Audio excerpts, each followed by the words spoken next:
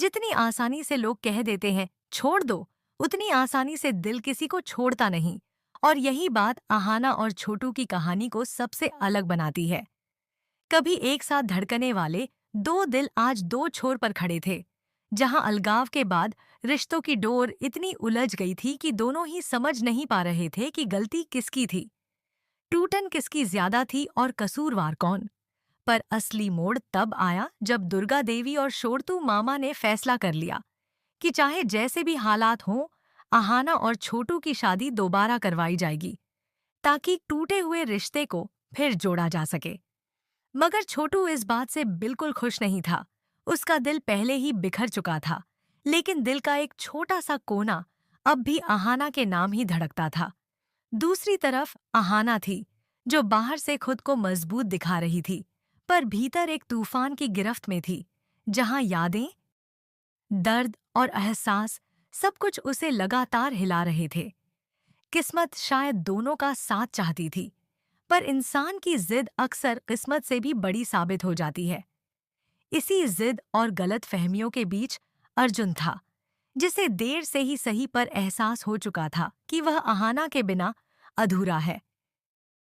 देर से समझी गई बातें अक्सर बहुत कुछ तोड़ जाती हैं, और यह बात अर्जुन पर भी लागू हुई। फिर भी उसने दिल में ठान लिया कि वह किसी भी कीमत पर आहाना को खोने नहीं देगा। पर तभी सबके सामने दुर्गा देवी ने ऐलान कर दिया कि वह अर्जुन के लिए एक लड़की देखकर आई है, और रिश्ता लगभग पक्का हो चुका है।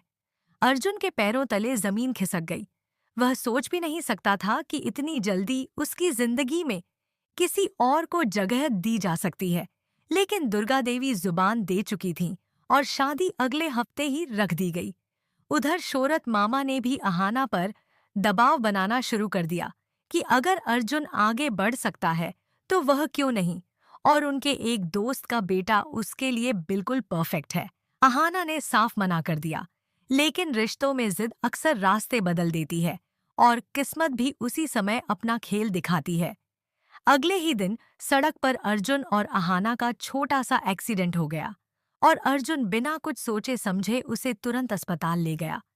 उसने खुद उसके पैर में मरहम लगाया, पट्टी करवाई, और पूरे समय उसके पास खड़ा रहा। कभी-कभी एक छोटी सी चोट ऐसी गांठ खोल देती है जो सालों से दिल में जमी हो।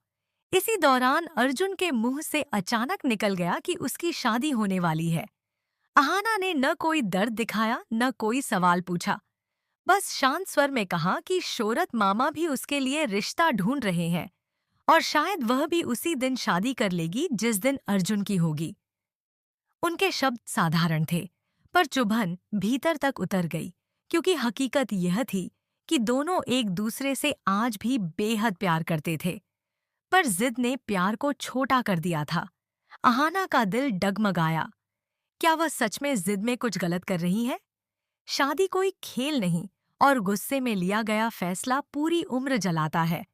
पर अब दोनों के पास लौटने का रास्ता भी नहीं बचा था। उधर घर में तैयारियां शुरू हो चुकी थीं। अर्जुन की शादी अगले हफ्ते थी, और अहाना के लिए भी शोरत मामा ने पैगाम भिजवा दिया था कि वह भी उसी सप्ताह विवाह करेगी। दोनों ऐसे मोड़ पर थे जहां पीछे लौटना नामुमकिन था, और आगे बढ़ना नाकाबिल ए बर्दाश्त। शादी वाले दिन घर रोशनी, सजावट और धूमधाम से भरे थे। ढोल बज रहे थे, मेहमान हंस रहे थे, पर अर्जुन का दिल खामोश था। उसके लिबास में चमक थी, पर आंखों में सिर्फ डर, दर्द और बेचैनी थी। जिस पल सब उसकी बारात निकलने की तैयारी कर रहे थे, उसी पल अर्जुन ने एक ऐसा कदम उठा लिया जिसने पूरी कहानी को उलट कर रख दिया, क्योंकि एक सच्चाई उसे भीतर ही भीतर खा रही थी कि अगर अहाना किसी और की हो गई तो वह खुद भी शायद जिंदा न रह पाए। अहाना घबराकर अपने कमरे में उठी, और उसने देखा वहां सिर्फ एक शख्स खड़ा था, अर्जुन। उसके चेहरे पर डर, गुस्सा, सदमा, सब एक साथ साफ नजर आ रहे थे। उसने धीमे से कहा, मैंने गलती की थी अहाना, और इस गलती ने मुझे हर रात मारा है। मैं तुमसे दूर रह सकता हूं, पर तुम्हें किसी और के साथ देख नहीं सकता। उसने नजरें झुका लीं और टूटे स्वर में बोला, मैंने तुम्हें तलाक देकर अपनी जिंदगी की सबसे बड़ी बेवकूफी की थी। क्या तुम मुझे एक मौका दोगी? कमरे में सन्नाटा छा गया। दो दिल तेजी से धड़क रहे थे, पर जवाब सिर्फ एक को देना था। सवाल अब सिर्फ इतना था, क्या अहाना अर्जुन को माफ करेगी? क्या वह उसके पास लौट आएगी या हमेशा के लिए दूर चली जाएगी?